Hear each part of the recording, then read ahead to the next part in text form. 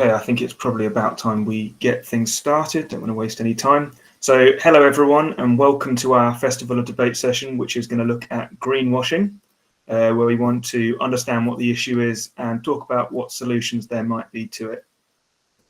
We've organised this session as a group of PhD students from the Grantham Centre, and we're actually all STEM PhD students who all care about sustainability issues. So we decided to look at this as a topic because it encompasses all of sustainability, but also falls more on the sort of social side of things. So something out of our comfort zone potentially. Before we start, I'd like to say a big thank you to all the panelists who are taking part today in what I'm sure will be an interesting and insightful discussion. And they are Dr. Veronica Wignall, who's a researcher and campaigner for the Badvertising group, Charlie Martin, who's the CEO at the Anti-Greenwash Charter, Sarah Greenwood, who works as part of the Grantham Centre Many Happy Returns project, and Professor Alex Ford, who's a professor in biology at the University of Portsmouth. Now, there is a Q&A function that you can use to take part in, which you should see down in the bottom right.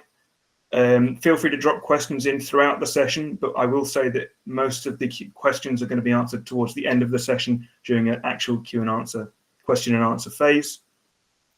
So I won't waste any more time. We'll get stuck straight into things and I'll hand over to our chair, who is Dr. Stuart Walker, a research fellow at the Grantham Centre. So over to you, Stuart. Brilliant. Thank you, Jack. Yeah, welcome everybody. It's great to be here, and yeah, thank you for having me as the chair today. So I think we're going to start with introductions from our panel. So I think each member of the panel is going to just take 5 minutes or so to kind of introduce themselves and tell us a little bit about what their experience and what angle they come at this from. So I think we're going to start with Veronica. So if you are ready to go, Veronica, please give us your introduction. Sure, thank you so much, and thank you for having me. I work across the Badvertising project and also a campaign called Ad-Free Cities. And these two groups are, broadly speaking, counter-advertising groups, both based in the UK with a lot of colleagues and allies in a kind of growing counter-advertising movement across the world. Badvertising specifically campaigns to end adverts that fuel the climate emergency. So we lobby for government and local government legislation that ends the advertising of high carbon products and services like airlines, SUV cars, fossil fuel companies themselves. And at Ad-Free Cities, we have a kind of broader remit around removing the amount of advertising that we're exposed to every day in public space and on public transport, have grassroots groups in different cities who campaign against new digital advertising screens. We showcase kind of creative arts alternatives and also join with the Badvertising project on campaigning for an end to high carbon advertising. And within this work, that I have done quite a lot of work on greenwashing. So yeah, this is a Badvertising kind of campaign toolkit that we use a lot when we work with local government to lobby for this kind of tobacco style ban on fossil fuel advertising and sponsorships. And yeah, across both campaigns, I've done a lot of work on greenwashing, which surrounds us every day. I'm sure people are really familiar with it. Here's a big example in Canary Wharf a couple of years ago with BP talking about how they're delivering homegrown energy and talking about investing in net zero. You can see a kind of green motif around it. And there's also this kind of patriotism which comes into it as well, which is interesting kind of level of greenwash that doesn't necessarily only focus on net zero. And then thinking about some other things, on the left is an advert for Lufthansa, connecting the world, protecting its future, for an airline. A EasyJet ad talking about destination zero emissions. A Coca-Cola ad talking about how they're together for good because they've designed a way to keep the cap connected to the plastic bottle so you can recycle it. A Shell advert for cleaner energy in Bristol, which we actually got banned. And on the top right, you can see a sick bag, which says, because I'm Europe's most sustainable airline, that's for Wizz Air. My brother sent me that one. And in the middle, I've put an Nespresso certification by B Corp, which is a kind of interesting element around standards and kind of industry certifications, which might make you think that something's really green. And Nespresso obviously has quite a lot of issues, which suggests that it isn't. Just looking at one really specific example, I'm going to try not to go over time. This is an advert for HSBC saying that they're investing in a tree planting project, which would lock in 156,000 tonnes of carbon. So we just did a quick graph looking at HSBC's annual financed emissions compared to the emissions locked in over this lifetime of the tree project. And that gives you a good example of how greenwash can sometimes really, really inflate any company's sustainability emission initiatives compared to the actual activities. So that was another advert we actually got banned. I'm going to skip over this because I think it's too much for the time. So this is looking at some positive solutions that Badvertising and Ad-Free Cities both work towards. We work with the ASA, the Advertising Standards Authority, a lot, and to get specific ads investigated for misleading people about their environmental initiatives and eventually hopefully banned. We also work with allies and on our own kind of legal and quasi-legal cases. For example, we launched a legal case against a major ad firm, actually an advertising company that produces a lot of greenwash last in February. And then, yeah, as I keep saying, we are aiming for tobacco-style bans on high-carbon advertising because this kind of gets to the source of greenwashing and ideally stops it at source and looks at the problem in a kind of wider lens. So yeah, very quickly, think of the middle one of those points. This KLM ad campaign talking about flying responsibly, again with a lot of green imagery and promoting an airline, was banned in a Dutch court case last year. And one of the people said, tackling greenwash is currently a cat and mouse game, essentially getting to the point that as you've used a legal complaint or a regulatory complaint to address one advert or one campaign, one branding, then there's a lot more out there. And that's something we think about a lot at Ad-Free Cities and Badvertising. The kind of ads that we see every day that surround us, and a cat and mouse game seems like a very difficult way to address not only greenwash but also the amount of advertising promoting high carbon products and services that we see every day. And this is just a massive example in Piccadilly Circus. These are two councils in England that have banned high carbon advertising, Edinburgh Council and Sheffield. We're trying to aim for a groundswell of local councils and also national approach. And this is just the final artwork by an artist called Bill Posters, kind of leading us to think about the impact that not only greenwash, persuading us to buy things from companies that might sound more green than they are, but also just the impact of mass advertising on the society and the world that we want to see. And that's the end of my slides. Thank you. Thank you.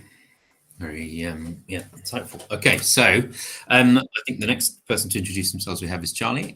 So hopefully your slides will just be the next ones, Charlie, so we can just continue. Stuart, thank you very much for that intro.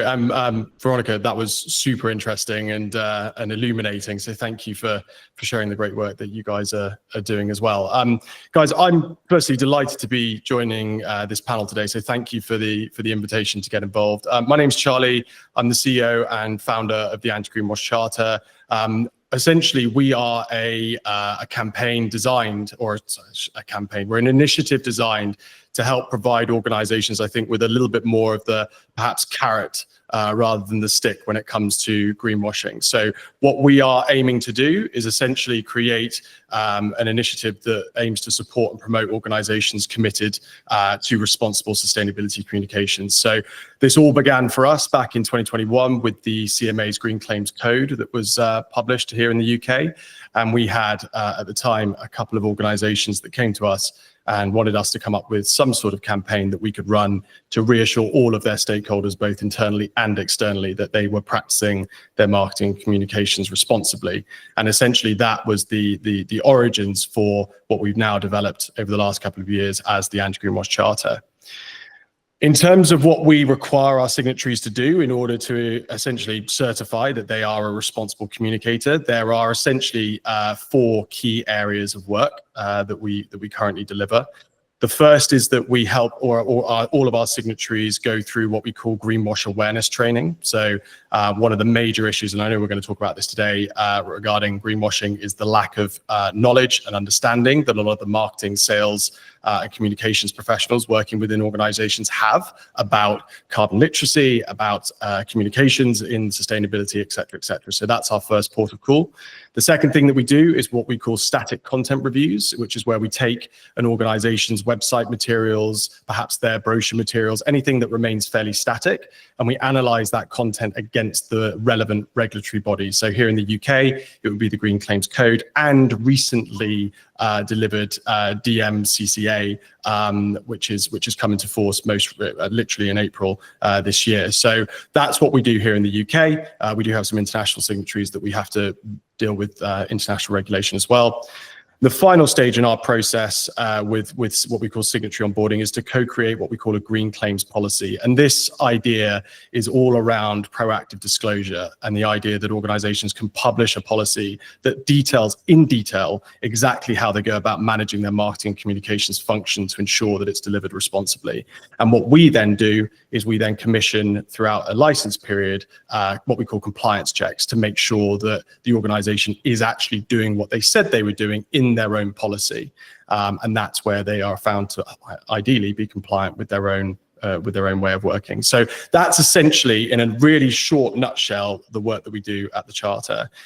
We've been fortunate; we've only been going a couple of years, but we've already got some fairly significant organisations that have chosen to go through this and to join us. But we're obviously looking to grow and develop our standard and be recognised as the mark of responsible communication here in the UK and around the rest of the world. I think one of the things that's been most noticeable about the first couple of years of doing this is that we've had lots of positive feedback about, you know, the process that we're asking organizations to go through and the learnings that they've, pulled from going through the process that I've just described. There's a lot of self-reflection that's gone on within these organizations that we've worked with. But the number one piece of feedback that we've had regularly has been, guys, what you're doing is great, but it's retrospective and it's reactive. The content that we produced and published, you're only reviewing after the fact. And what that's led to, and what we're focusing on, I know we're going to talk about solutions today, is the development of what our AI-powered editorial assistant called TrueMark. And essentially, this is a tool which allows our signatories to check their content before it's published in order to ensure that it aligns with regulation, with their own policy, and with their own database of claims and evidence that they have for the content they want to produce. So I'm really keen to discuss that at length if we get able to in the conversation. But thank you very much for having me today. I hope I've not rattled over my time, but I'll leave it there. Wonderful. Thank you, Charlie. That was great. So I think the next person to introduce themselves is Sarah Greenwood from the Grantham Centre for Sustainable Futures. Hello, thank you, Stuart. Right, I'll just move this slide on. And thank you to the Grantham Centre team for inviting me to speak today. So I'm Sarah Greenwood. I'm a senior plastics researcher at the Grantham Centre. Now, I did my degrees in physics and then polymer science at the University of Sheffield, and I've worked in and with packaging since 1999. So I've worked at a packaging manufacturer. We made plastic films for bags, which are a lot more interesting than they sound. I've worked at brands, I've worked at retailers, so I've worked at Asda, I've worked at Iceland during the time that they were doing their Too Cool for Plastic campaign, which is an interesting time. And I'm an independent consultant as well. And as well as being a consultant for the last 6 years, I've worked at the Grantham Centre working on plastics packaging related projects. So I co-led the project Many Happy Returns, enabling reusable packaging systems, which was a fabulous project because that was interdisciplinary. So we had linguistics, geography, so human geography, psychology, life cycle assessment, and then polymer science and technology at the end as well. So all of those disciplines working together, looking at reuse. So please contact me if you're interested in finding more about that. And I think for me, Blue Planet 2 was a pivotal moment, and sustainability became, certainly in packaging, became fashionable. This isn't a flash in the pan for me. You know, I was taking my little 100 milliliter bottles back to the body shop in the late 80s and early 90s, taking public transport when my dad would much rather have driven me there to make sure I got there and back properly. But for me, it's something I've always been interested in. So I'm just going to talk you very, very quickly through these slides just to give you an introduction to. There are so many incidences of greenwashing packaging. We could talk for an hour over just them, but these are some prime ones for me. One is biodegradability. Calling something biodegradable is a waste of time. It is absolutely meaningless. And this bag on the left, I bought very close to our office, Stuart, on Tuesday. And there's no description about why it's biodegradable. There's no classification. This second bag on the right, we can just about make out the wording on it. I've enlarged it there for you. It's certified. That must mean it's good. No, not at all. There's a lot of controversy over this British standard. Some people that were involved with it actually pulled out of the discussions and don't endorse its findings. So it's complicated, to say the least. If I can just go over to the next slide. The same, compostable. These are compostable coffee cup lids. One just says compostable. That doesn't help me as a consumer. The one on the right says industrially compostable, which is great, but the people who have sold that cup haven't provided me the means by which to compost the cup and lid. And finally, just a couple of things I want to show you that maybe come up for discussion later on. Recyclable bottle on a red bottle, some logos from another cosmetics pack, and that's my alarm to tell me my 4 minutes is up, and the good recycling logos, which are OPRL logos. So hopefully that will stimulate some discussion. Great, thank you, Sarah. So I think the final person that we have to introduce themselves now is from the University of Portsmouth, Professor Alex Ford. So Alex, if you could just introduce yourself, and then we'll get into some discussion after you. Thank you, Stuart, and welcome everybody, and thanks for having me on. Yes, my name's Alex Ford. I'm a professor of biology, and for 25 years, I've been studying the effects of pollution in the environment. And very often I come up against companies that are polluting the environment and the tactics that they use to try and play down the pollution effects that they're having.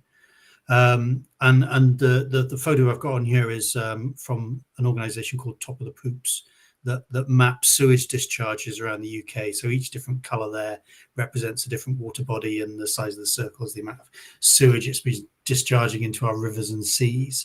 But before I talk about that in a little bit more detail, I'll give you this definition. This is the definition which I broadly use. Greenwashing is where an organisation makes vague, misleading, or even false claims about their product or operations and their subsequent environmental impact.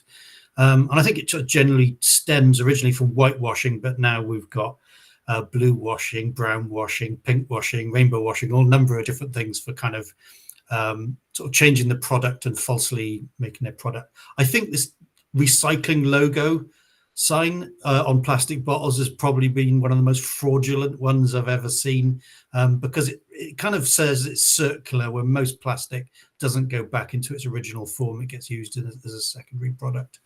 And there you've got the example of Coca-Cola producing 1,900 million bottles per day, and it's sponsoring a climate change conference whilst it's using petroleum products for using its plastic bottles. A little bit more closer to home, and I'm a bit of a nerd, and I go around supermarkets and I spot things that sometimes irk me. This was one on the left-hand side. This bag is 100% environmentally friendly. Now, I'd probably get that it's probably more environmentally friendly, but whether it's 100% environmentally friendly, I don't know what 100% environmentally friendly is, but I think probably not making it in the first place, given that I bought a waterproof plastic bag that was wrapped in this plastic bag and then in a cardboard box, was probably more environmentally friendly. And this was in a supermarket. It was a bio ball made out of bioplastic. So this ball saves the planet. I'm not quite sure that whether that's related to the fact they're superhero balls or whether it's just slightly more environmentally friendly. And we've got a government that is talking good on clamping down on greenwashing, but then it puts out a press release practically every couple of weeks saying that they're world leading in something, and the fact that they're going to prevent greenwashing and various different things, but then they say the toughest ever target, strictest targets ever, strictest targets. And I would argue that our government does quite a lot of greenwashing itself when it comes to its environmental record. So we've studied the tactics used by these industries, and there's been a number of papers that have come out recently where they've set out a framework of the playbook that different industries use, from tobacco, oil, petroleum, chemicals industries, alcohol industries, and they all seem to use the same playbook to play down some of the harmful effects they have on us humans or the environment. And greenwashing is just a subsection of those. But this is a paper that we had published this year on the English water industry. And I'll give you some of the examples that they've used in terms of greenwashing. So first of all, contrary to popular belief, stormwater releases are not raw sewage, which is completely disingenuous. Of course, they are raw sewage. And then they go, they're heavily diluted down with washing machine waters and showers and dishwashers, as if that's going to make it any better when some of those things contain lots of nasty things. And here they say that it's 95% rainwater. This is another water company here, Southwest Water. What is discharged is not raw sewage. It consists of 99% stormwater, which contains raw sewage. And then the Severn Trent Water will say, oh, it's due to the Victorian eras, it's not related to us. So they're coming up with lots of things to play down. And I'll just sort of finish on this one slide, and I'm paraphrasing the water industry here. But this is what they've pretty much the tactics they've come up with. We don't release raw sewage. Okay, we do release raw sewage, but not very much. Okay, we do release raw sewage, but it is permitted. Okay, we do release raw sewage, but otherwise it would go back up into schools and hospitals and they'd be flooded. Okay, we do release raw sewage, but it doesn't do any environmental harm. Okay, sometimes we do discharge large volumes of raw sewage. Okay, sometimes we discharge more concentrated raw sewage. Okay, sometimes we discharge sewage which isn't permitted. Okay, it's not our fault. We inherited a Victorian system. It's not us, it's the farmers. Okay, most of the Victorian sewage isn't Victorian. Okay, some of it is us, but most of it is the farmers. If we try and fix it, it will cost 600 billion. Okay, it probably won't. It will be a lot less than 600 billion is probably where we are around about now with the water industry. So I think that is my last slide, and I'll leave it there. Thank you. Great. Thank you, Alex. Okay. So I think now we're going to get into kind of two sort of sections. So first of all, we're going to have a bit of a chat about kind of the issue, and then we're going to talk a little bit in a little while about some solutions. So I'm going to start first of all with some kind of questions for the panel about the issue. So we have got quite a few kind of subtopics to cover in this area. So yeah, we'll try to kind of focus on specific people maybe for certain questions, but obviously if anybody on the panel wants to say anything, please do shout up and get involved. So I'm going to start with in theory a simple one. So and Alex, I think you already kind of had a first stab at this, so let's see what the others thought of it. So in one sentence, can we explain what greenwashing is? What is greenwashing? So Alex, on your slide a second ago, you said greenwashing is where an organization makes vague, misleading, or even false claims about their product or operations and their subsequent environmental impact. I was going to wonder whether Charlie, as the founder of the Anti-Greenwash Charter, if you had a kind of specific definition or explanation of what you would call greenwash. I think we all have an idea of the concept, but do you have a specific kind of phrase or definition you would use? Stuart, what's brilliant is that Alex and I, and in the nature of this conversation, I'm delighted to see, I think we're almost exactly verbatim on our definition of greenwashing. So we're obviously sourcing it from the same spot. So no, I think it's clear and well positioned, and obviously crucial for us to agree upon, I think, the definition to begin the conversation. So yeah, I'm happy with it. Excellent. Okay.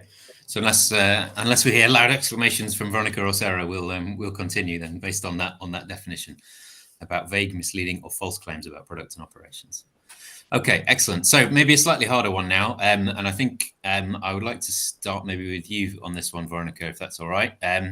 So the question that we're looking to answer is, how can people spot greenwashing? So particularly, what are some of the things to look out for? So I think some of the more outlandish claims and things we can probably all spot, but I guess there are kind of degrees of greenwashing, shades of greenwashing perhaps. So maybe if you could kind of kick us off with some of the things that we should look out for. Yeah, of course. I think at one point I had put together some kind of pamphlet for how to spot greenwashing, and I don't have it to hand, but some of the things we saw in all the talks is that greenwashing can be, whether it's in government communications or on packaging or on clothes labels or on billboard adverts, it is across lots of different mediums. So there's lots of different ways it can reach us and different, But then in terms of spotting it, I suppose what you said is we sort of agree on that definition, and sometimes it can be instinct. You might see a claim and just think that doesn't sound quite right, especially if it's a sort of multinational corporation saying that they're really green. But I think sometimes it can be really hard. For example, if it wasn't until quite recently that I knew big high street banks that are really family friendly and familiar were financing fossil fuels, so it's quite difficult to spot. And I think that's where raising awareness generally is really important, and calling it out on a national level can be important. I think definitely something I mentioned, I think halfway through the talk, is green imagery. If you're seeing kind of nature imagery, that can often lead to kind of associations in your mind that something's greener than it is. Any claim that has anything to do with net zero, deconstruct that and have a critical mind. Likewise, anything about 100% recyclability or 100% environmentally friendly, those kind of absolute claims are actually regulated under kind of misleading advertising claims, because they obviously have to have quite high level of substantiation for that to be the case. I would say that the main thing is the kind of proximity between, the mismatch between what you know of an organisation's environmental impact and the claims it's putting out in the world. And in an age of greenwash, just retaining a critical mind. Thank you. I think Charlie has a comment, and then I have a comment I'd like to come back with in a second, if that's fine. Yeah, I think Veronica's absolutely nailed that in terms of having that awareness of the broader context within which an organization is making their claims. But it's so challenging when you're talking about organizations that aren't those household names. We're all so busy. We're all so, we've got to take things at face value because we've all got to crack on with our lives. And so it's very difficult if you don't know that organization by reputation to actually make those sorts of judgments. I would say that there's something like a practical thing that we encourage all of our signatories to do to present a green claim most appropriately. And I think what you can do is you can almost reverse this and say, well, if it doesn't fit the following, then it's perhaps something to certainly scrutinize or be aware of. And that is, and I always butcher this in terms of my pronunciation, so apologies for this, but the granularity and the specificity, I knew I was going to get it wrong. So you know what I'm saying. The granularity of the claim itself is crucial. So anything that's big and broad and vague, you immediately have to question and query it, as Veronica suggested. But again, from a digital perspective, there is absolutely no reason why an organization shouldn't be making a claim within a blog or an article on their website, etc., and not to be able to provide you with a link to the source evidence that backs up that particular claim. So I think if you're looking at a claim and you're thinking it's broad and it's vague and I've got no link to take me to the next bit of evidence to back up this claim, that's the time to be really wary of what you're reading. Great. Thank you. Sarah, what do you think? Yeah, I think if it sounds too good to be true, then it probably is. And in theory, I would say to people, question everything, especially around biodegradability and compostability, with my examples at the start. But people don't have time to look into that. And research by RAP has shown that people spend no more than 10 seconds looking at information on packaging. And actually, so it's the responsibility of the people putting the packaging on the market to make sure that they're doing everything as correctly as possible in using the best practice. that doesn't always happen, especially when you get further and further down the chains with smaller providers. Yeah. Great, thank you. I'd like to just ask a little bit of a kind of follow-on from that. So, and this is going to lead us into our next official question. But so you've said, if it sounds too good to be true, it probably is. And we've said in a lot of cases, and we've said things like that, which implies that there are sometimes that we look at something, a wonderful green image, or, use the bank example or something like that. There will be a minority that actually may be true or may be positive or maybe actually are, have tried really hard and are having that impact. And I suppose perhaps the better way to ask the question at the beginning would have been, if something looks like greenwashing, how do we weed out the few that aren't? If that makes any sense as a question. Yeah, Veronica, what do you think? I think that leads into a kind of defense that sometimes comes from advertisers specifically, where they talk about green hushing. If you start cracking down on greenwashing, then no one will ever be able to say anything about their green claims. And the fact of the matter is, it comes down to legality. If you're saying something that's misrepresenting your environmental impact, that's illegal. You're against advertising codes, you're against certain rules and regulations. So I think in terms of people being able to spot it, it's really hard, but we should be relying more on a kind of systems level approach to this, that this stuff shouldn't be tolerated, and that we should look to kind of government and regulators to be cracking down on it. Basically, I would say think about matters of scale. If it's your local business saying that they're planting a pollinator garden, that sounds quite legit, and it's not that harmful if it's not. And if it's Fanta saying that they are recycling some more bottles or using some more recyclable plastic, it doesn't, in your head, you can't possibly be in any way actually addressing the environmental impact of a company that's that size. I think perhaps holding some kind of scale in your mind can be helpful. Question of scale as well. Yeah, as you demonstrated in that graph that you showed about yes, you may be doing that, but it's less than 0.5% of what you're overall doing or something else. Yeah, sure. Charlie, do you want to come back in? And then after this, I think we'll move on to the next question. Yeah, sorry, just wanted to quickly follow up on that. I again think Veronica's nailed that in terms of it's the systems change that's required, and we need to fundamentally rethink the way that our communications and our media ultimately operate in order to facilitate the kind of outcomes that we want to see. I just want to touch on, and I don't think we've obviously mentioned this to this point, but I want to touch on, Stuart, you mentioned there about those organizations that are doing the right thing. I want to talk about the implications of greenwashing. I think what happens as a result of this collective misrepresentation is that it's causing us to make poorly informed, slow decisions, because our collective mindset is one of concern about the claims that are being made by organizations. And as a result of that, we aren't making decisions quickly enough in order to support the outcomes that we're ultimately trying to achieve from a decarbonization perspective, for an environmental support perspective. So I think that's something that needs to be thought of front in mind, is what is the ultimate implication of this? Well, the ultimate implication is that we are stagnating the speed of decision making that's required in order to address the challenges afoot. So just wanted to touch on that. Yeah. Great, thank you. Is it all right if I really quickly come back on that, Stuart? Yeah, Sorry. please. I'm just going to go really quickly back through the slides, because there was a slide I missed that talks exactly that. I think it's a really important point that Charlie's raised. We need to think about the impacts of this stuff, right? And not only are we making decisions slowly, but sometimes whole industries are staving off regulation that's required to make them decarbonize. On the left on this side, we have an advert from Equinor. It's all part of the broader energy picture: wind, oil, gas, carbon capture, and new jobs. And this was put in lots of different media.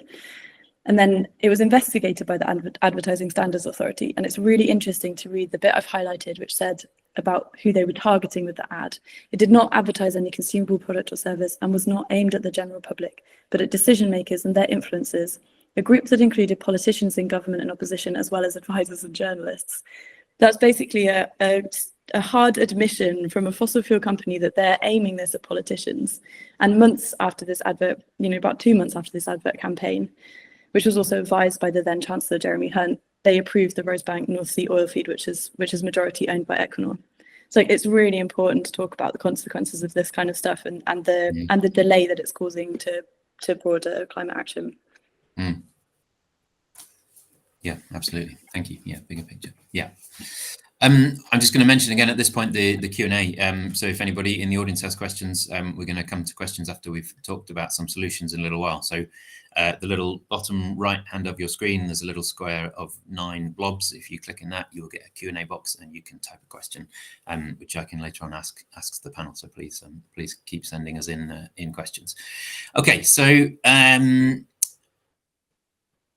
where should we go next? I think next let's have a little talk about accidentally on purpose. So the question that we're wondering is what proportion of greenwashing do we think is on purpose and happens either accidentally or due to competition pressures?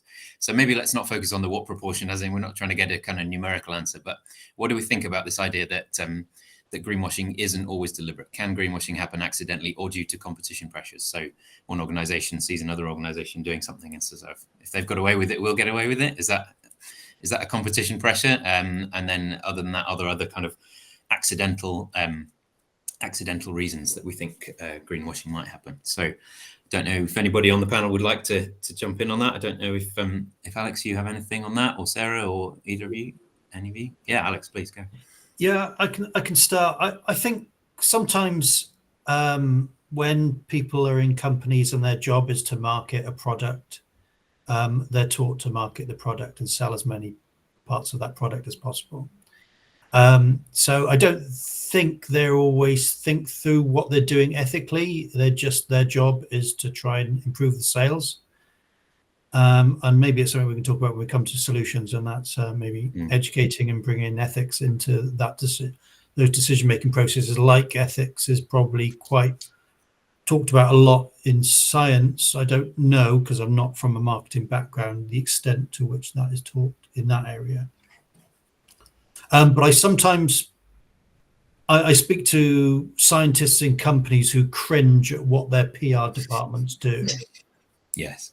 And I think sometimes there's a disconnect in the company sometimes, where one person's got one job and it's just to sell it and to sell as much as possible, and there's that reality check doesn't take place maybe. And you even see that in an outside a greenwash context, don't you? So engineers and people spend years developing wonderful products, and then there's a kind of story of the marketer gets hold of it and goes, oh, it's a lovely color, we'll sell it on that.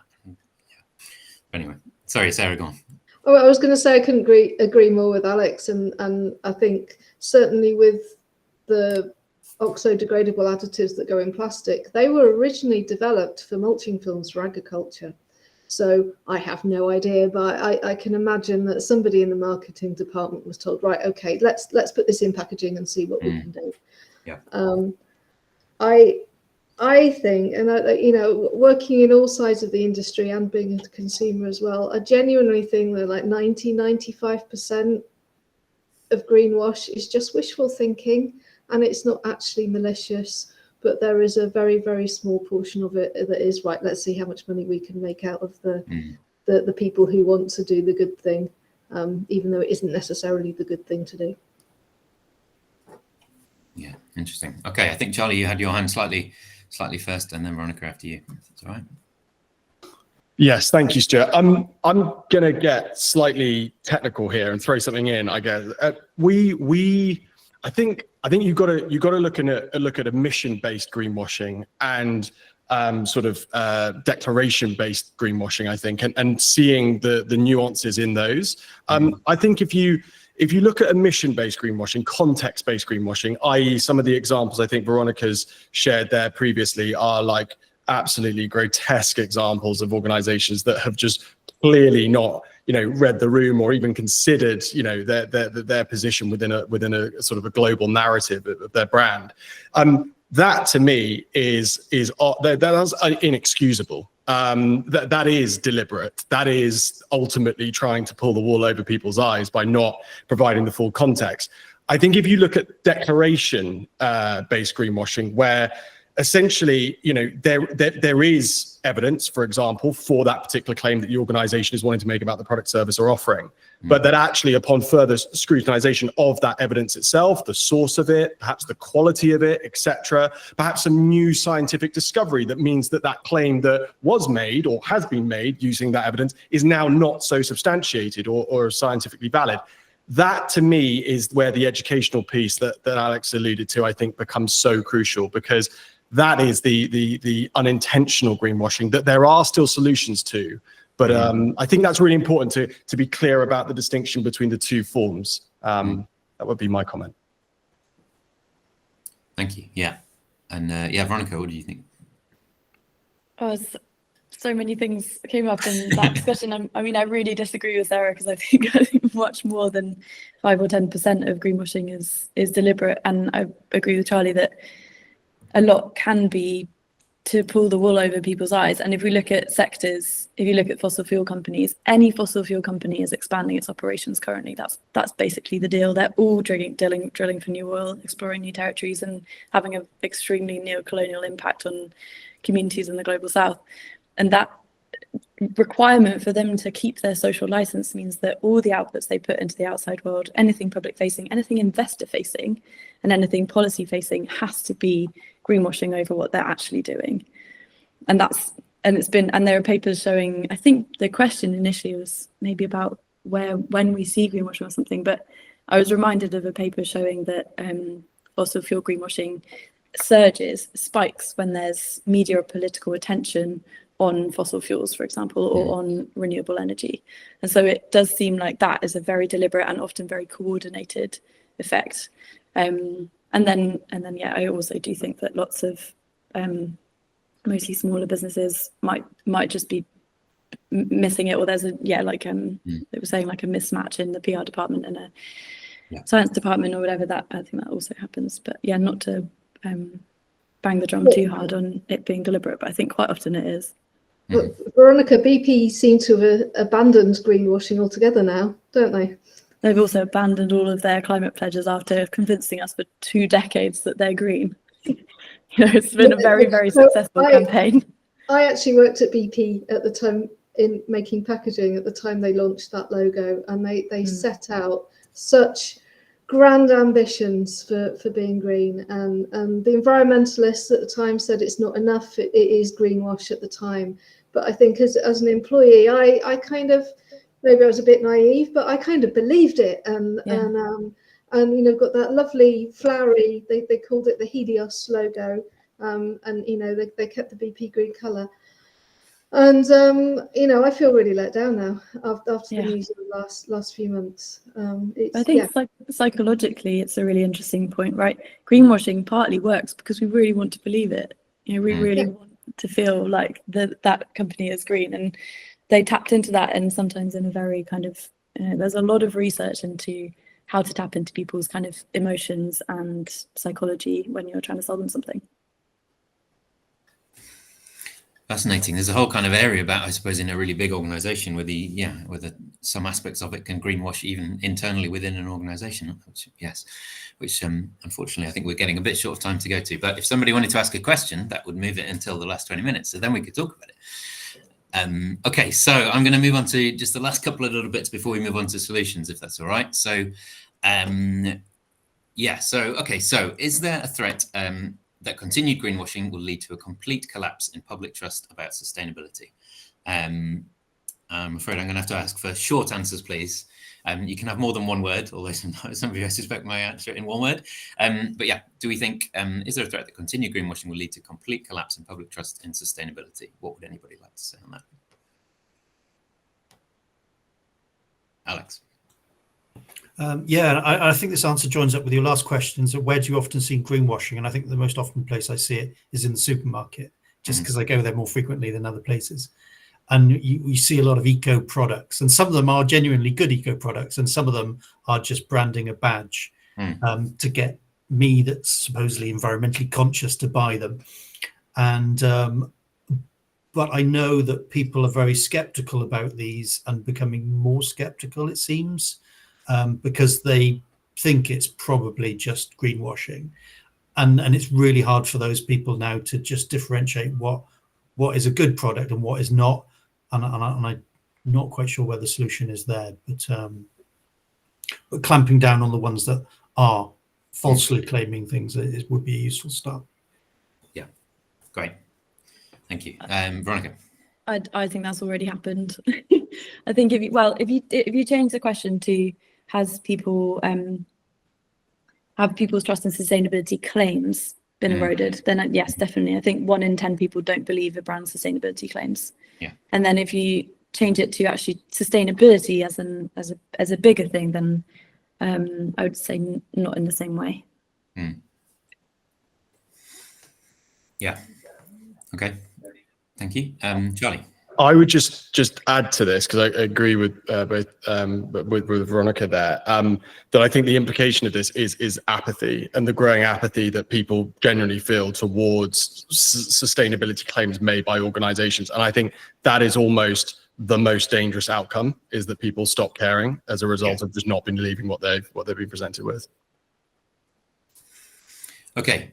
Thank you. And well, just to build on that, I think from our work on Many Happy Returns and looking at reuse and people engaging in environmentally better practices, you find that there's a hardcore of people that are interested in sustainability, and so we'd call those early adopters. And then you have the people that lag behind, and then you have the people that aren't really that bothered.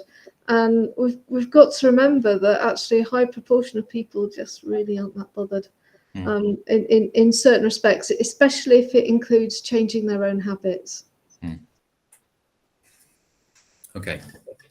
Okay, so on the last kind of one on these questions about the issues before we move on to some solutions. So I want to ask whether so if we agree that obviously we've agreed that that there is a lot of greenwashing and that it's a problem and that there is a lot of misleading claims, but does the existence of greenwashing is it always a bad thing, or can, even if we observe that there is greenwashing and we see that, if I go to a supermarket and I see a bamboo toothbrush, and I know that the bamboo toothbrush made by Colgate isn't necessarily a sustainable product, but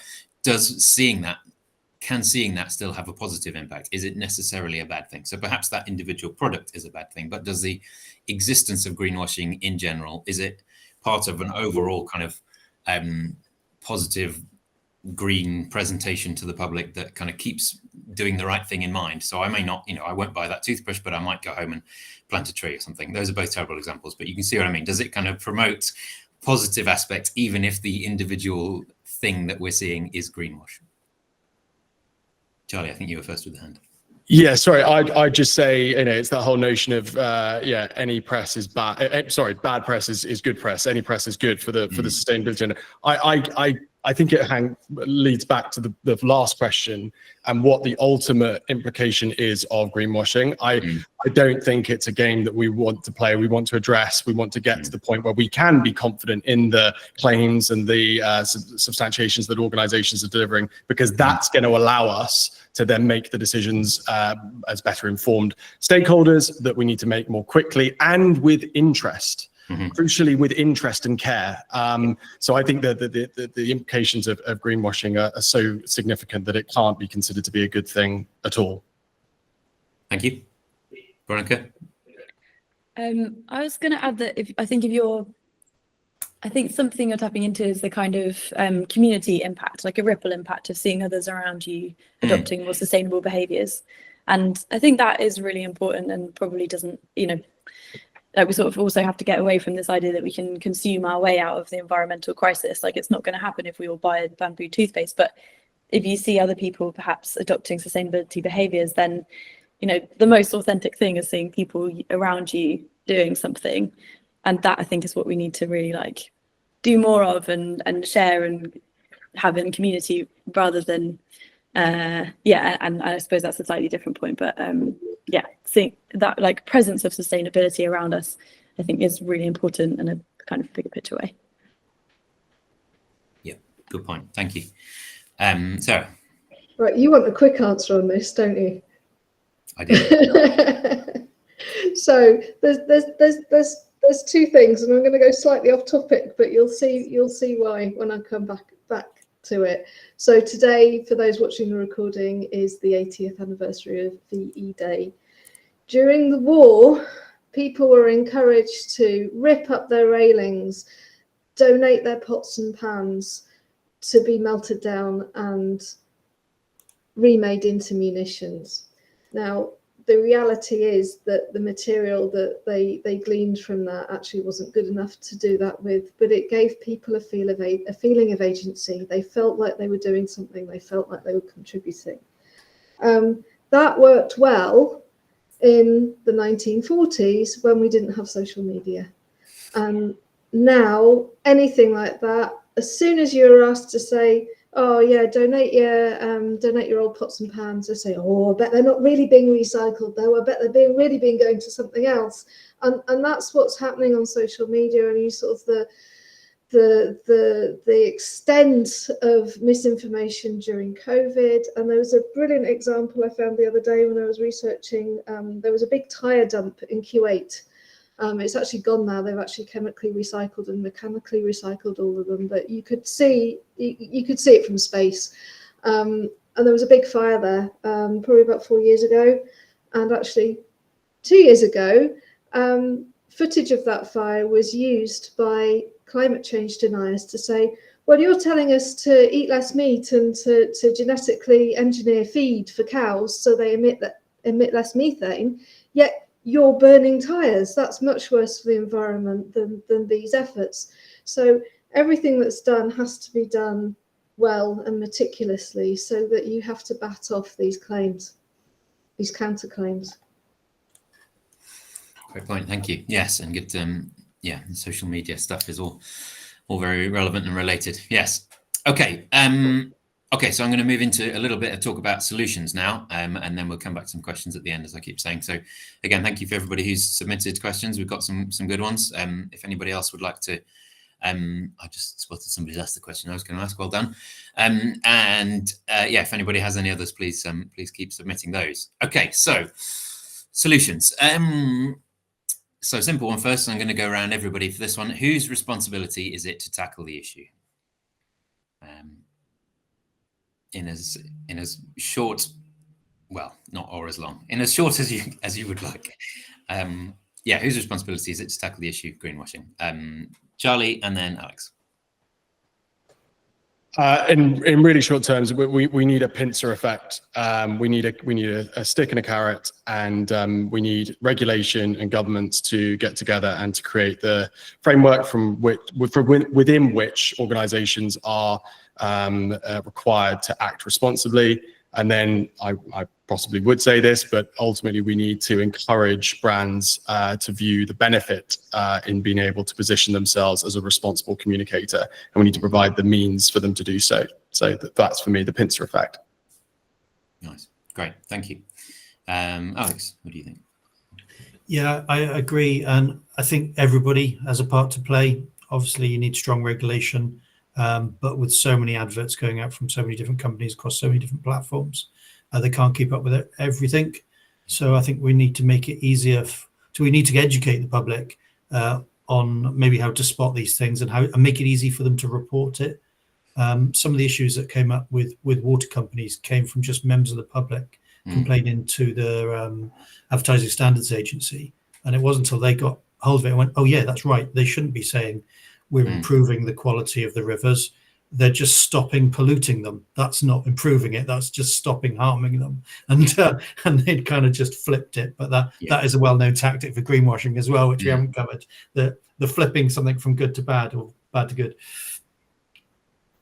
Yeah. Okay. So saying we're not doing that terrible thing that we used to do. Therefore, how great are we? Yes. Interesting. Yes. Okay, good one. Thank you. Any thoughts on whose responsibility it is, Veronica or Sarah, or we can move on to. I've got a little bit more kind of. So we've both of you so far have mentioned about kind of regulation. So we have some kind of discussion about regulation to have if people would like to. So first of all, our current regulation sufficient? I think probably from what I've heard, I'm going to speculate that there's some no's around the room. And what improvements are needed? I mean, is that yeah? So let's kind of dive into that regulation question. So yeah, our current regulation sufficient? If not, what improvements are needed? Are we talking about just Advertising Standards Agency increasing? You know, they just need more staff, more people to be able to deal with it. Does this kind of public reporting that you mentioned a minute ago, Alex, is that a good route to do it? Or are there other kind of routes and things that we need to be looking at? yeah, thoughts on regulations. Alex, I think you had your hand first, although then everybody does. So. Yeah, we'll start with Alex. There's certainly a lot more talk about it in the UK and Europe, and I've seen the UN bodies talking about greenwashing. What worries me is when you get the governments doing it as well, and I think they need to set the example. And unfortunately, I don't think industry is going to follow a government policy when the government isn't following its own policy, and it's not quite selling the things that they're doing in terms of environment on the same level. Good point. Thank you. Charlie, you were next in the list.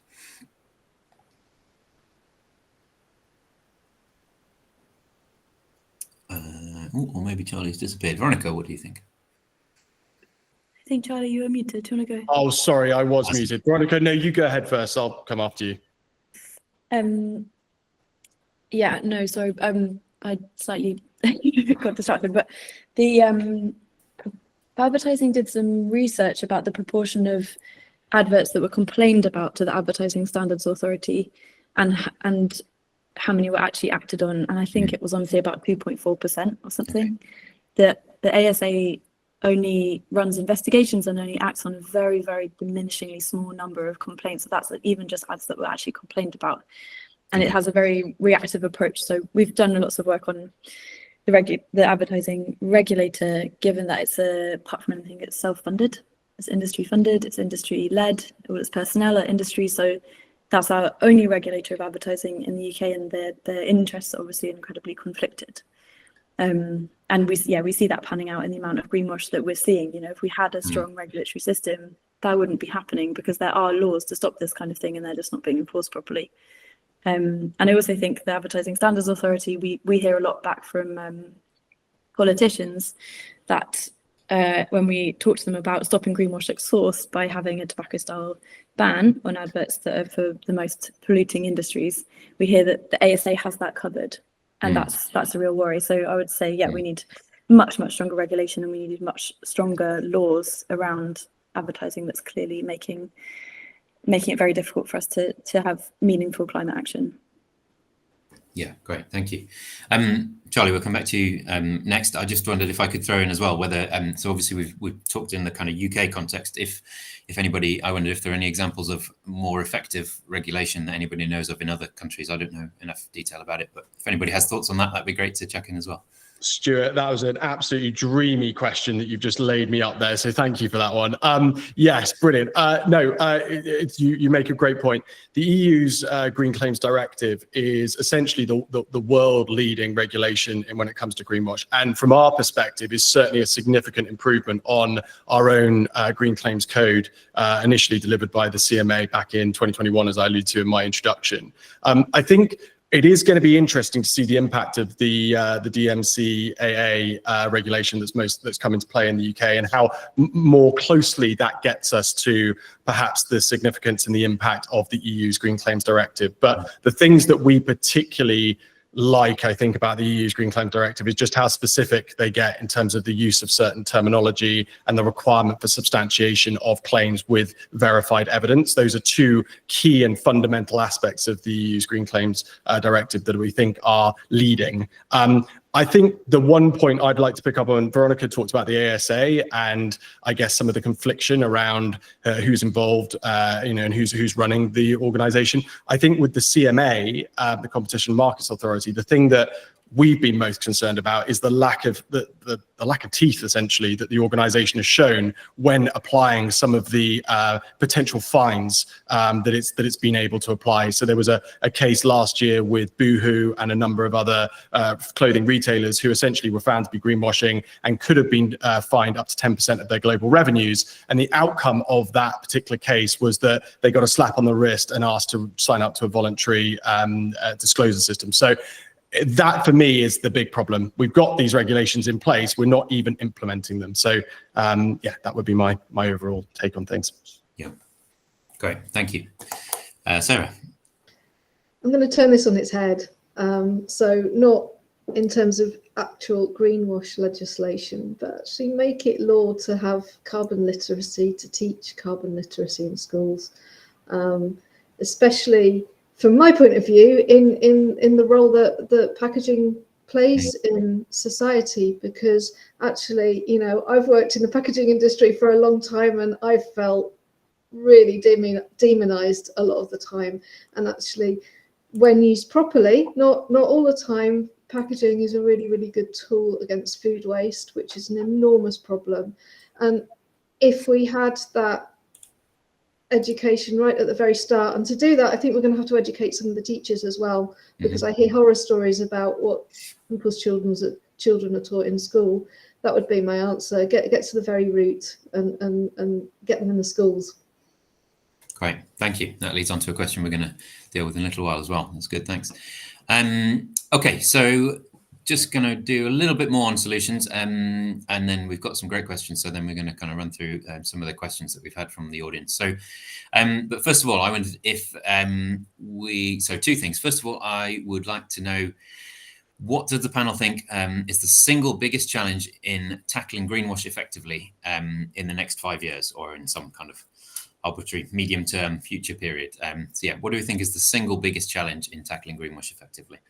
I realise these aren't always the easiest types of questions to answer, but if anybody has any thoughts on that, Alex, it looks like you have a thought on that. So Charlie looks like you're terrified there, so I think he's grateful to you for taking it. Right, I'm going big on this. I'll go climate change, and clearly one of the biggest problems is that we think of industry as the baddies, but industry and governments obviously collude. When a government's large proportion of their GDP is from polluting industries, they're in bed together. So when they go along to these international conventions where we try and get them to improve things, they've got no intention of improving them whatsoever, because they've got vested interests, both of them, which align. Okay, yeah. So those vested interests are a challenge. Yes, got it. Charlie. Yeah, Stuart, thank you for picking up on my facial expressions there. It was just a brilliantly big question, and one that I hadn't actually sort of had front and center in my mind. But for me, I think the insights that we've gleaned from the work that we've done and the research that we've been doing, green hushing is, and it was mentioned earlier, is the most prevalent trend at the moment. Like, the reality is that, you know, a lot of organizations, not all, but a lot of organizations are essentially shutting up shop and saying it is not worth the reputational risk and the regulatory interventions that might come if we stick our necks on the line and we go out and we share our sustainability credentials. For me, we've got to find a way of creating an environment in which organizations that are doing great things when it comes to their environmental credentials are comfortable and confident delivering that. And yes, we need to have the stick in place, and yes, we need to raise standards, but we have got to provide the carrot to ensure that sustainability communications continues to exist in 5 years, because otherwise it won't. And if it doesn't, then we won't have these issues front and center in people's minds, which is crucial for the collective activism and development that's required. So that would be my thinking on that. Interesting. Yeah, that's a very interesting answer. I didn't expect that. Yeah, good point. Thank you. Yeah. Okay. Veronica, Sarah, if you have anything on that one about those single biggest challenge, please let me know. Otherwise, I'm going to move on. I think just a point like across the pond to Trump, and who knows how that will ricochet over here, and whether we can. Sorry. I'd forgotten. Whether we can, how that'll mean that whether there's any interest in sort of making environmental claims at all, or following into environmental policy. That's perhaps a bit of a negative take. No, that's right. It takes us back to that kind of global perspective that we kind of mentioned a little minute ago. Yeah, great point. Thank you. And I think it's science comms. So Charlie was talking about sustainability comms. To me, sustainability and science comms are the same thing. And I know we have a master's degree in science communication here. I agree with Charlie. There you go. And that education stuff, and the communication. Great, thank you. Okay, so we're almost about right on time. So I'm now going to move to some of the questions that we've had in the Q&A. So have to forgive me as I kind of jump around a little bit and try and combine these in a sensible kind of order. So yeah, thank you for everybody who's submitted questions. Obviously, please keep doing so, and I will try to arrange them into an order. So I'm going to start actually with one of the most recent ones that was asked, because it leads on from what we were just talking about. So, so the question that's been asked by an anonymous person is, what tools can we use to educate ourselves on carbon literacy and understanding what is sustainable packaging? So I don't know if anybody wants to start on that one. We've had a few kind of similar questions around kind of this idea of education and whether, and there's a sort of a question I saw as well about whether, yeah, how could citizens be given / taught the critical skills to spot and act on greenwashing claims? So kind of any kind of thoughts about how people can educate themselves or be educated to spot things and to act? Charlie. Now, I'm not particularly au fait with like the public facing initiatives that are out there, but we do some work with the Carbon Literacy Project, which is an organisation set up to deliver carbon literacy training to organisations through employer schemes, etc. So I know that they are doing fantastic work on essentially educating workforces on carbon literacy, and yeah, they would be a great organisation to check out if you guys are not aware of them. Yeah. Yeah, carbon literacy program is great. Thank you. Sarah. So in terms to the specific question about sustainable packaging, I don't know. I don't think there are any tools out there. So you've just given me my next business idea. Thank you very much. If you want to look into it deeply, IOM 3, that's the professional body for packaging professionals, is the Institute of Materials, Minerals and Mining. Don't be put off by the mining bit. They're very environmentally oriented.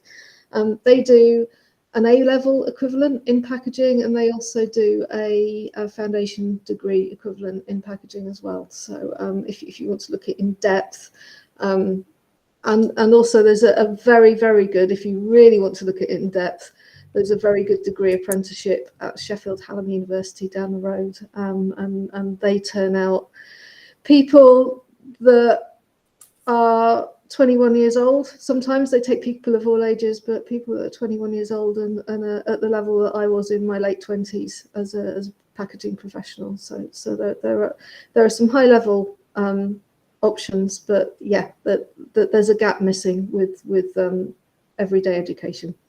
Mm. Yeah, great, thank you. Okay, okay, so I'm going to move on a little bit from the kind of education and stuff, if that's all right. And I'm going to risk opening a can of worms, and I'm going to ask a question that's been asked by Anna about offsetting. So the question that Anna asked was, what are your opinions on carbon offsetting, and is it ever not a form of greenwashing? So yeah, would anybody like to kind of dive into the offsetting question? So what are our opinions of offsetting, and is offsetting ever not a form of greenwashing? So I suppose can offsetting ever be positive is maybe another way to look at that. Does anybody have any particular thoughts on offsetting? I wonder if I'd have maybe Charlie, maybe you have more insight into what industry's thinking about this, but from my perspective, most methods of carbon offsetting are unreliable, not timely, and it's just an excuse to carry on emitting. So for me, that would just be a clear no. Mm-hmm. Okay. I think that's a very fair observation. It's certainly not a perfect system at all. I think the way that we look to sort of, I guess, address the carbon offsetting issue is that, again, if you are able to clearly and transparently, and I mean and truly transparency, radically transparently present exactly why and how you're using carbon offsetting and what your intention is in order to improve the areas of your business that will potentially allow you to reduce your over-reliance or your reliance on the use of carbon offsetting, then in a world where, yes, it is not the best outcome to even have to utilize it in the first instance, that's how it needs to be presented. What is not okay is to use vagaries and broad terms relating to your offsetting and not to have a clear action plan for how you're going to address your reliance on it. And I think those are the key elements that we implore any of the organizations that we're looking to work with to adopt when it comes to carbon offsetting. Yeah, I think around offset, I suppose there's the idea that the offsetting is used as a kind of last resort after emissions reduction to kind of and obviously as a gradually kind of diminishing slope as you decarbonize. And yeah, I suppose there's then two aspects. There's the aspect of the organization purchasing the offsetting, and as everything you just said, Charlie, and I suppose there's also the aspect of the offsetting program itself, which maybe is a bit out of the scope of what we're talking about today, but getting into that question of, is it actually additionality? Are we just making claims about things that would be done anyway? I think in that second one, probably the additionality is the key, isn't it? Is it something that wouldn't happen anyway? But sorry, Veronica, what do you think? You're on mute, sorry. Thanks. Yeah. Wasn't there an investigation a couple of years ago through the largest global offset provider? 98% of them were either not working or making the situation worse. And I agree with Charlie about radical transparency. And I also think the point that Alex made earlier about leading by example, we see government relying on offsetting and talking and promoting offsetting, and actually we don't hear the other side of it, which is emissions reduction, right? You hardly ever hear that because it's less convenient and it's less politically palatable. And I think if we're ever saying we're going to talk about offsetting, we have to be talking about emissions reduction as the first and primary option. And I think the balance currently is off. Yeah. Yep, I'd agree with that. Sounds great. Thank you. Okay, so what are we going to move on to next? So I'm going to next ask this question from Matt. So this is talking about systemic change. Sorry. So you've mostly all mentioned the need for systemic change, but this is underpinned by people. How do we change hearts and minds on both not accepting being greenwashed at, as well as individuals that form part of the system no longer accepting greenwashing as appropriate? So talking about, in addition to the, so there's a systemic change, and how do we change hearts and minds on not being accepted at being greenwashed at? It's a difficult kind of phrasing but yes. Alex, go for it. I think it comes back to education again. People don't like being lied to, but they don't know they're being lied to. So if you give them the tools and the knowledge to know they're being lied to, then that will certainly create civic engagement, which then hopefully drives political and policy change. Interesting, yeah, and back to that civic and that community aspect that's been mentioned a few times as well. Matt also said cracking talk, so well done, everybody. Anybody else want to jump in on that one? Charlie, yeah, there you go. Yeah, so I think it's a really fascinating question. I think so much of sustainability communications broadly has needs revamping. I think the narratives that we tell and talk about when it comes to the environment, when it comes to sustainability more broadly, I think we are collectively not managing to create a respectful sort of collective sort of dialect, if you like, that allows us to communicate and understand one another and appreciate what we're ultimately trying to achieve, in terms of like, what is the aspiration here? Like, if we get this right collectively, like, what does the world look like? You know, what do the organizations that operate within that world look like? And I think, you know, we live in a world now where there's so much, there's so much anger, there's so much frustration, there's so much hurt going on and abuse going on that actually, you know, within the sustainability comm space, we need to start, as the question alluded to, thinking about how we inspire positive action, how we inspire positive narratives. So I actually was doing a podcast this morning that picked up just on this, that, you know, we need to start creating aspirational narratives around sustainability, and that's something that's fundamentally missing. Great, that's nice, thank you. Yeah. Okay, so we're getting through the questions now. This is going well. So if anybody does have any others, please send them in. There is one.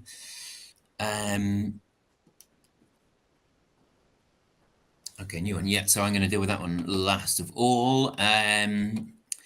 So we'll maybe keeping a few positive ones to close on, so that we can try and close on a high. So, okay, so let's deal with somebody who was kind of asking where we'd seen the worst. So I think this was initially directed at you, Charlie, but it can be anybody who has an example, obviously. So the question was around in which sectors and perhaps without naming names, but up to you, are, and I'm going to go for it, have you seen the most egregious abuses of or uses of greenwash, I suppose? So are there any particular sectors, are there any particular products that we see occurring most frequently, was one question. And then the second question was, around, are you allowed to comment on the most egregious greenwashing claims that you've seen? Alex? Well, I think the oil industry has probably had the most damaging effect in terms of its greenwashing. Closely followed by, I think, maybe plastics industry, which is obviously closely related to the petroleum industry because it's using their products. One example I really like, and it's really clever from a PR perspective, but it's greenwashing as well, is the pesticide industry, because they managed to rebrand insecticides, herbicides, fungicides as plant protection products, PPPs. So much so that academics use the term and government uses the term now, and it's in all the documents. And whoever did that is a genius, because they've turned something which is a word which implied it kills things into something which protects living things, which is, extraordinary. But when you open somebody's eyes to that and you get them to flip it, then that's the educational tool that's needed to just, as somebody mentioned, to unpack it earlier on. Yeah. That's great. I'm going to make the note of that because we're going to close with some sort of what should we be looking out for and what are the tools that we can use. So I think flip it is one that I'm going to make a note of, and we can mention that again in a minute, just to give people, just so people can leave with 2 or 3 kind of tools that they can take away to use to spot greenwashing. Veronica. Yeah, I think that's such a good point. Just total rebrand and reframing. Something I think is done really well is regenerative farming. Initially a kind of agroecological measure, very small scale, people using kind of permaculture methods and making sure that there's less waste in farming and that it's very kind to the soil, for example. And now you see companies like McDonald's saying that they're doing regenerative farming, and it's become huge in agribusiness, and it just can't be done at that scale, but it does. Just that word sounds so good. And because diet is such a hard thing for anyone to address, it's really like slowed down any movement in kind of addressing sustainability in farming. Good point, thank you. Yeah, Charlie. I'll throw in the finance sector. I know it's been alluded to in some of the examples that were shared before, but I think considering the degree of influence, then the whole sort of packaging up of sustainable finance and ethical investment, I think is that there's an awful lot of problems going on in that space, and the implications of the greenwashing occurring in this space is very, very significant in terms of what it then impacts. So that would be my one to look out for. Fully agree. And if anyone knows Joe Moulds at the Bureau of Investigative Journalism, has done some stunning like exposés of kind of sustainable finance at HSBC, just going directly into oil pipelines and that kind of thing. Yeah, it's a really good example.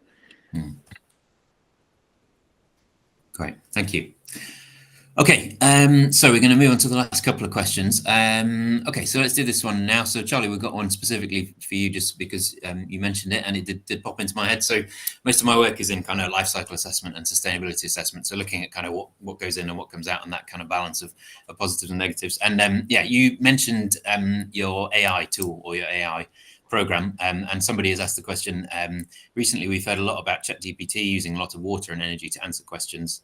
Yeah, and they and I were just wondering kind of about, I guess, first of all, if you kind of thought of that balance and how you kind of think of that balance. And which I suppose when I started thinking about it, then kind of leads me on to the question of, have we ever quantified, and I assume it's fairly impossible, but have we ever quantified the actual negative climate impact of greenwashing? It's obviously, it's going to be huge and it's a fairly impossible thing to do, but to then look at that balance and how significant the AI use is versus that would need to be the first step. But yeah, maybe we won't try to dive into that huge question for now, but just to mention the AI thing, yeah, I guess just to give you a chance to kind of answer that question and comment.